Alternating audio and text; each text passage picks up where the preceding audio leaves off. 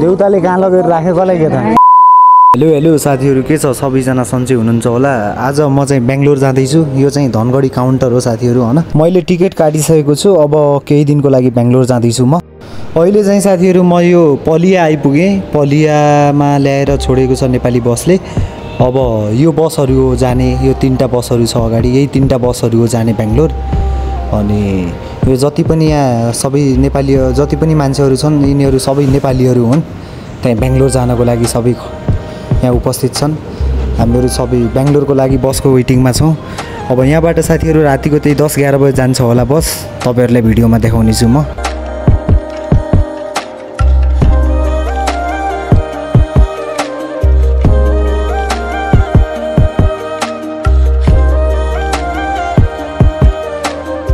अहिले चाहिँ साथीहरू रातिको 9:30 बजिसकेको छ। अब हाम्रो बसहरूमा प्यासेन्जर भरिरहेको छ। प्यासेन्जर भरिसकेपछि अब हाम्रो निस्किन्छ होला। आज चाहिँ साथीहरू म यो जयलक्ष्मी ट्राभल्समा बेङ्गलोर जाँदैछु।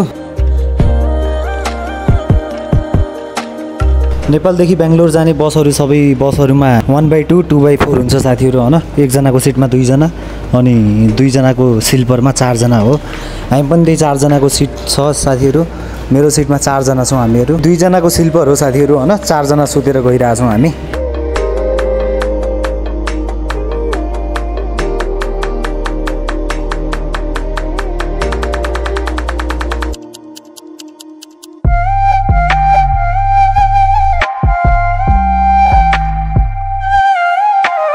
पलियाबाट आएको साथीहरू 1 दिन भइसक्यो हामीलाई।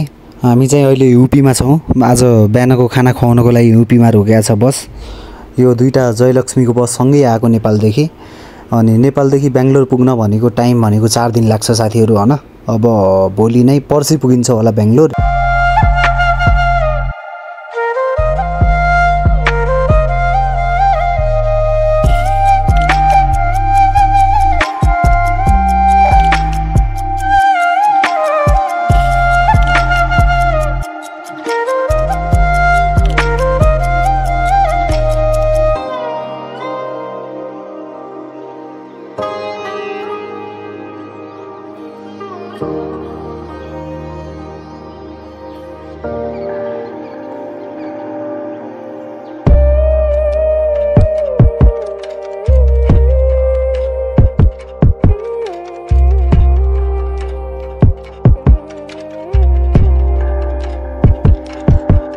अहिले साथीहरू बेलुकाको 4 बजिसकेको छ। अहिले यो मान्छेको भिड किन जम्मा भनेपछि एकजना प्यासेन्जर पिसाब गर्न जान्छु भनेर मान्छे भाग्यो साथीहरू। खै कता गयो। अहिले त्यो मान्छेलाई हामी खोजिरहेको छौँ। सबै प्यासेन्जर मिलेर जङ्गलमा खोजिरहेको छौँ। भेटिएको छैन।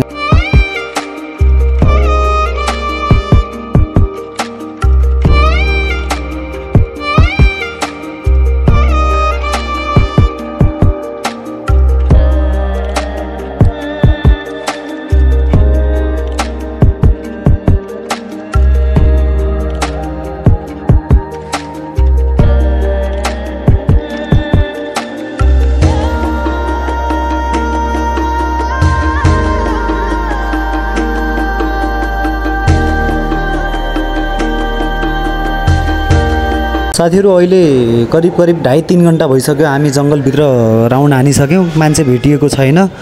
अनि हराएको मान्छे अहिलेसम्म भेटिएको छैन। अब साथीहरू बस ठाउँ गएर अब सबैको सल्लाह के हुन्छ हामीलाई उता ड्राइभरले बोलाइराख्नु भएको छ।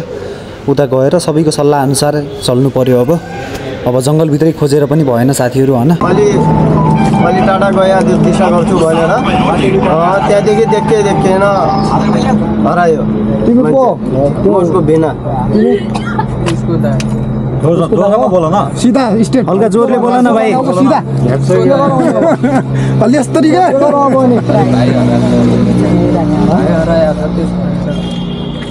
अब हामीले खोजिसक्यौँ। कति खोज्यो?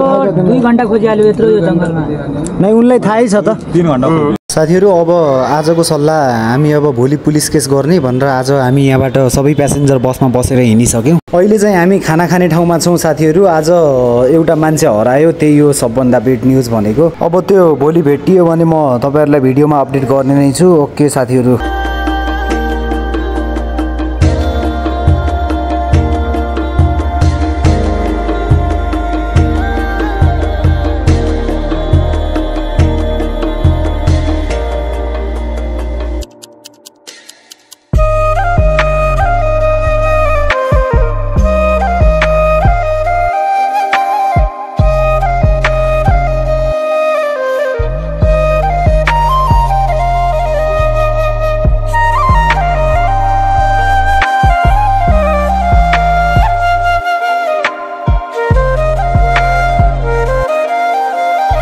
A few moments later. अहिले चाहिँ साथीहरू हामी कर्नाटका बोर्डर क्रस भइसक्यौँ। अहिले नास्ता खानको लागि गाडी रोकेको छ। अर्को खुसीको कुरा के छ भनेपछि हराएको मान्छे पनि भेटिसक्नुभयो, उता पुलिस चौकीमा हुनुहुन्छ अहिले।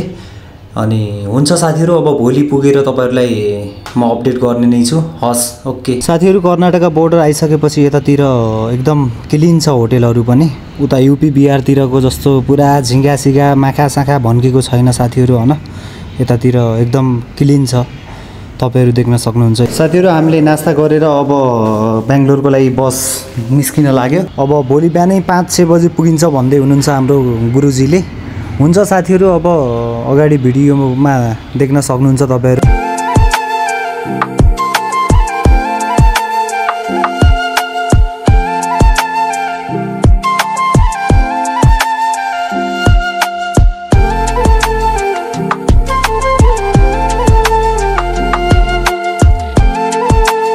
साथीहरू, अहिले चाहिँ बिहानको 5 बजिसकेको छ। अहिले हामीहरू बेङ्गलोरको हेब्बल भन्ने ठाउँमा छौँ। अबको आधा घन्टापछि हाम्रो लास्ट स्ट्यान्ड भनेकै त्यही महादेवपुरा हो। हामी आधा घन्टापछि महादेवपुरा पुग्छौँ। हस्, हुन्छ साथीहरू, आधा घन्टापछि देखाउनेछु तपाईँहरूलाई म।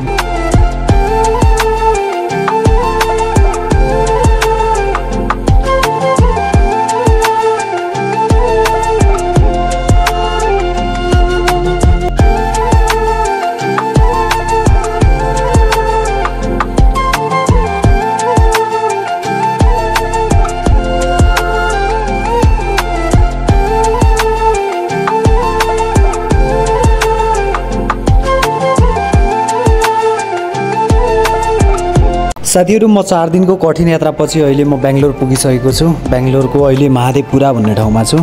हुन्छ साथीहरू, आजको भिडियो यहीँसम्म। तपाईँहरूलाई कस्तो लाग्छ मेरो भिडियो राम्रो लागेमा च्यानल सब्सक्राइब गरिदिनु होला।